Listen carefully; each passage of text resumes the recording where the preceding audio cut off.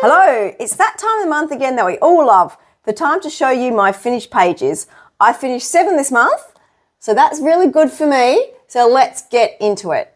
The first page is in The Wonderful Wizard of Oz colouring book, and I really enjoyed doing this one.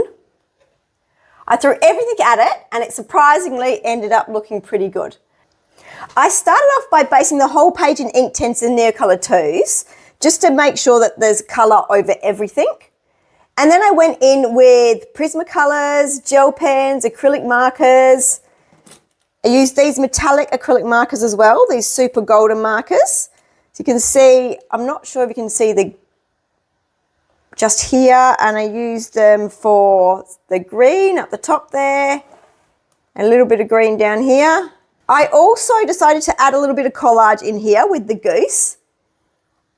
Just for a little bit of extra something. So I actually don't like when there's just all writing. So that's why I added him in there to add something extra. And I actually think it worked out pretty well. I'm pretty surprised the amount of stuff I just threw at it. And I didn't really think about it beforehand. I just went into it and it worked out really well. I love how vibrant and bright it all turned out. The second page I did was in The Explorer's Journey by David Haben. I actually chose this page because I actually wanted to try and do a galaxy background. I actually did a video of how I did this sky, and I'll link it in the description below. So if you did want to have a look at how I did it, you can look through there and check it out. To do the sky, I used watercolor and pastel pencils. It was really all about building up the layers. Luckily, this book has amazing paper, so I could really work with it without worrying about it crinkling up or those little balls appearing on the paper. But the pastel pencils I use were just these Conde Paris ones here. And they work really well for doing something like this because you can smudge it out with your fingers and then you can get this really nice smooth effect. I'm not a fan of these lines, but they were actually part of the illustration to start with. I decided to go over them in a silver gel pen because I thought that that would help them to blend into the background, but it didn't really. I don't really know, maybe I should have just left them black in the end. I then coloured in this little guy here black and drew in his shadow. And then to make it have a bit of depth, I coloured in the front here in a darker colour and then moved down into a lighter colour. So it looked like the light's coming in from this way and casting a shadow back this way. And then I also just grabbed some gel pens and just added in some little highlights on everything. I also did a page in Magical World by Eric Barrett. I love this book. All the pictures in this book are absolutely amazing. So as you can see, I actually did quite a lot of collage on this page. I'll pop an image up on screen of what it looked like before, just so you can see where I cut into it and what I've put on. It's a lot easier if you can see it before and after when I do collages. So I started off by cutting out this window here and adding the little scene of Little Red Riding Hood behind. You can see just in there. And I also added in lots of different layers of trees and leaves from all different books, just to try and give it a bit of depth. So when you look through that window, it's not just like a flat image that you're looking at. I also added in all the animals. So I added in the deer, the leopard, and the 2 frogs, and tried to have them interacting with each other. So the frog's looking at the leopard in a not very nice way, and the frog's little kid is waving at the leopard. I also drew on with an acrylic white marker, just some markings on their faces here to make them look a little bit more mystical. And with the giraffe, I wanted to make him look like he was inside and then popping his head out. So that's why I put him behind the doors and just his little head coming through one of the windows here. So when I add collage into my colouring books, I really try to make the collage pieces interact with the actual colouring image. I do this because I try and ground and merge the 2 pictures together, and I find that that's the best way to do it. And so, for example, when I've pulled the giraffe's head out here, I've actually cut one of these leaves and his mouth and popped it in there. So I've made the actual collage piece interact with the actual picture that's already there. The rest of the image was based in alcohol marker and then coloured over the top with Prismacolor pencils. And the leaves here are all coloured entirely in gel pens. And I also coloured in the dragon the same colour as Little Red Riding Hood there, just to like make them fit in a little bit better. But while I'm showing you this, I will just give you a little look at the books that I got these images from. I've actually had quite a few viewers ask me what books I get my collage images from. So the easiest way is just to show you the books. So I've got this one here, and this is a book. It's just a kid's book, but it's more of a vintage style book. And I got quite a lot out of this. I got the frogs here. I also got these leaves, and I think a layer of these leaves at the back also. I have a National Geographic, and that is where I got this deer from. I have this Children's Nature Encyclopedia, and this is really good for all different animals and stuff like that. And I think that I got the leopard out of this one. And this is another encyclopedia of animals, Children's Encyclopedia. And out of this one, I'm pretty sure that I got the giraffe. And then I also have this Spectrum book. This has lots of different people's artwork in. And out of this book here, I got this Little Red Riding Hood. So if you can have a look, it's just got lots of different people's artwork, beautiful artwork. And that's where I got her from. So really super happy with that page. I love adding collage to my pages, add a little bit of something extra. And this book never disappoints with its images. The next page I did is in Board to Create. This is the jungle design version of it. I chose to do the Bird of Paradise picture, and I based everything on here with oil pastels. After I'd done the oil pastels, I fixed it with golden satin glazing liquid.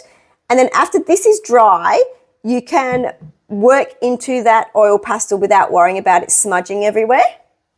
I coloured in this background here with black Posca pen. Before it was just plain white. And I also added a little bit of shading with pencil, and then went in with my Thule Art acrylic markers and added a little bit of interest with the dots and just covered up a little bit of the back lines. So this is not my usual way of colouring, but I really enjoyed the process. This is a different type of book than I usually colour as well, because this book has lots of big wide outlines. But I really did like doing something completely different. And I also really like the colour palette that I chose for this page as well.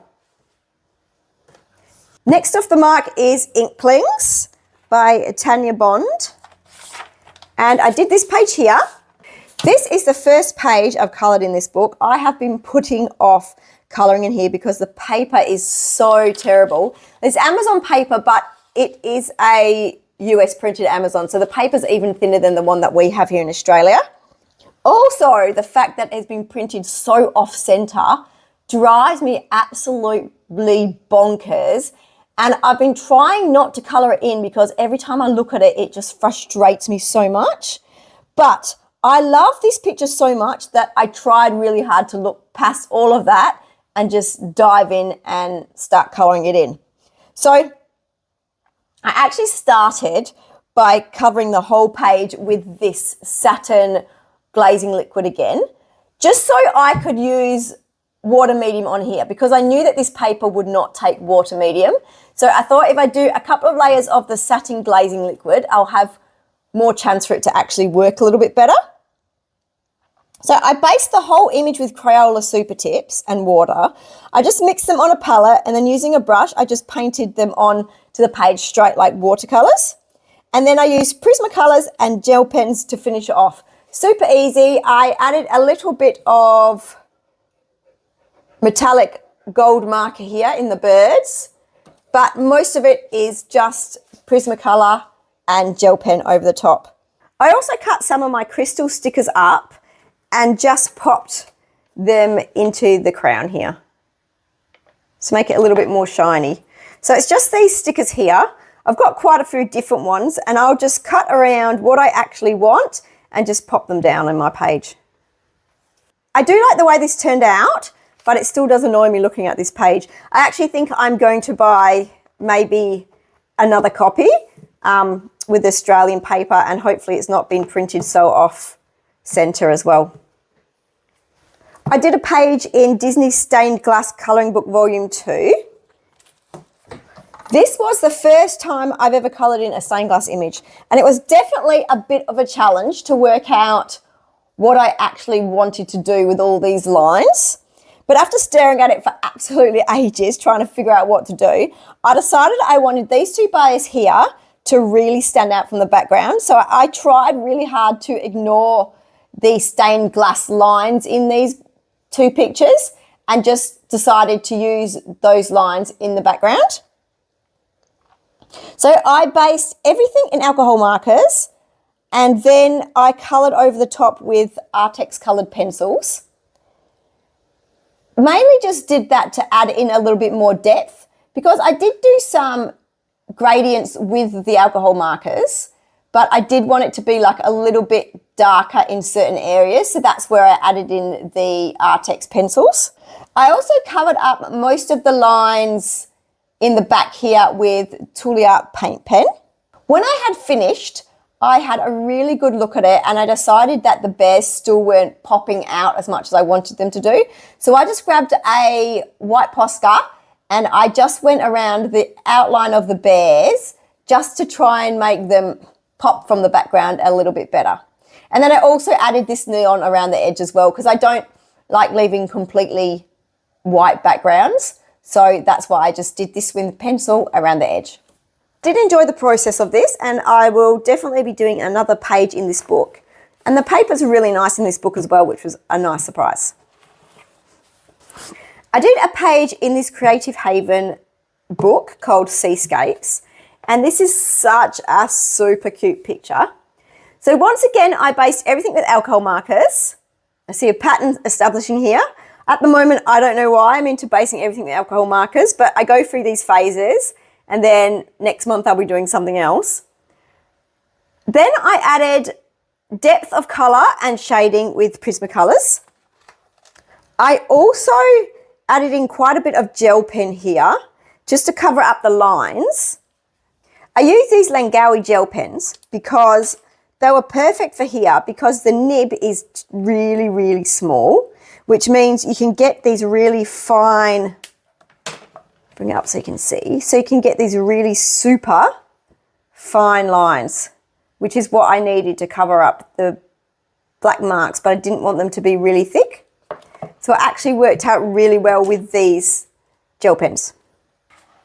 And that's it, all my finished pages for February. Let me know which one's your favourite. Thank you so much for watching, and I'll pop a link up on the screen right now that is to the video I mentioned earlier about the galaxy sky. So if you wanted to have a look at that, click on that next and it will take you straight through and you can watch that. Thank you so much, and until next time, happy colouring. Bye.